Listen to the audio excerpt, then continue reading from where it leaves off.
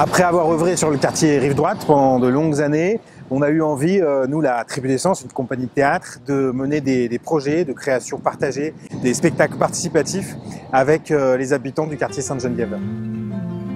Et grâce au soutien du contrat de ville, on a pu mener un grand projet avec plus de 180 enfants des deux groupes scolaires, Renoir et Courbet, avec qui j'ai inventé des histoires, mis en scène des spectacles qu'on a joués ici, mais aussi à l'abbaye Saint-Germain.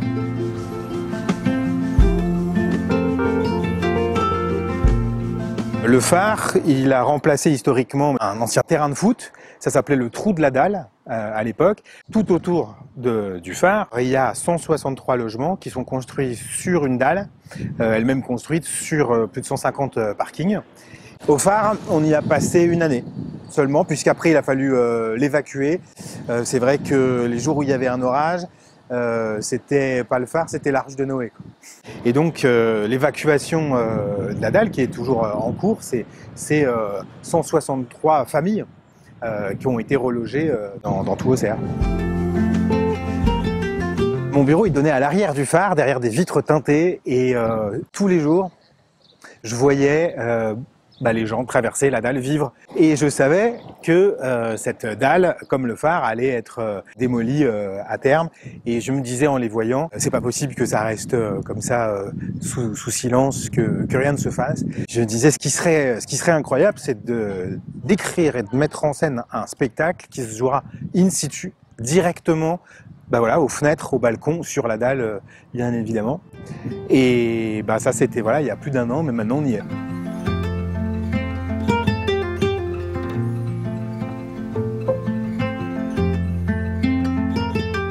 Le spectacle, ce que j'ai vraiment eu envie, c'est quelque chose d'un peu rare pour un auteur-metteur en scène, c'est qu'il se joue, alors pour une seule représentation complètement exceptionnelle, qui se joue in situ, en déambulation, c'est-à-dire qu'on va convier le public à traverser la dalle à partir de l'avenue de la Croix, en montant et en visitant les lieux, là où beaucoup d'Auxerrois ne sont jamais allés.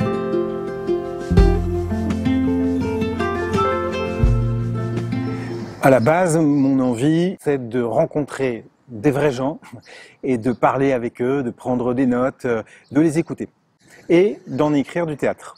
Je suis pas journaliste, je suis pas sociologue, je suis auteur de théâtre, c'est-à-dire que tout ça, pour moi, les paroles que je récolte, ça va être réagencé dans un ordre bien précis pour inventer un spectacle. C'est grâce à la Lyon Républicaine et à un bel article il y a quelques mois que j'ai pu passer un appel, en fait, un appel à témoignage, comme on dit. Et là, tout s'est déclenché. J'ai pu rencontrer, discuter au téléphone longtemps avec d'anciens habitants, d'anciens professionnels. Je pense notamment à l'ancienne gardienne de la dalle qu'on reconnaîtra dans le spectacle.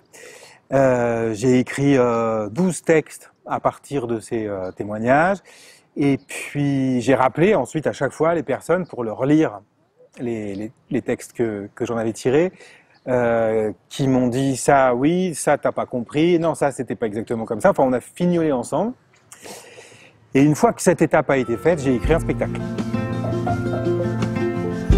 Ce projet il a pu voir le jour grâce à un soutien financier du contrat de ville de l'Auxerrois, que je remercie fort ici. Et puis grâce à un partenariat avec l'Office auxerrois de l'habitat, l'OAH, qui s'est vraiment engagé en nous confiant très concrètement les clés pour rentrer dans les immeubles et pouvoir répéter nos scènes, parce qu'il y a des choses qui se joueront directement dans les anciens appartements, aux fenêtres, aux balcons. C'est vraiment une création partagée jusqu'aux interprètes, puisqu'il y aura 2 comédiens professionnels, Virginie Soum et Ludovic Féménias. Mais on sera rejoint par des personnes que j'ai rencontrées pour les témoignages et qui ont eu envie d'aller jusqu'à jouer dans le spectacle. Ce que j'ai ressenti principalement dans tous les témoignages, c'est que la dalle, de par son architecture, ce côté un peu surélevé, même si c'est très urbain, avait un côté village, en fait. Et notamment, dès que les beaux jours arrivaient, plein d'habitants, d'habitantes aussi, mangeaient dehors. Notamment ici, sur les marches où je suis assis.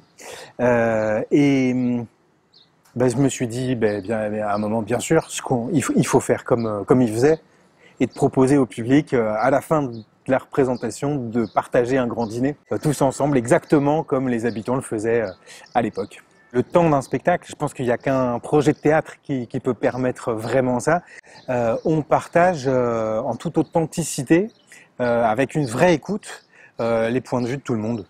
Et puis ce qui est aussi très important et très humain, c'est de rendre hommage. C'est ce que je me disais quand je regardais les gens passer à la fenêtre de mon bureau. C'est quand même pas possible que tout ça disparaisse en silence, dans l'ignorance du reste de la cité. 163 logements pendant 50 ans. Combien d'habitants, combien de vies, combien de naissances. Il fallait qu'on s'en rappelle une dernière fois. En fait, ce que j'ai pu comprendre à la faveur du travail de témoignage, c'est que en étant allé ensuite donc rencontrer les politiques et aussi les techniciens qui s'occupent très concrètement de ces projets, c'est que la dalle va être entièrement détruite, mais il y a un vrai projet derrière de réorganisation du quartier avec un grand groupe scolaire et le centre de loisirs qui sera reconstruit sur ce site. Il y a pas mal d'habitants qui n'ont pas connaissance du projet et qui sont dans une certaine incompréhension. Donc si à un moment, un spectacle de théâtre, il peut avoir aussi une utilité sociale et sociétale, moi ça me va bien.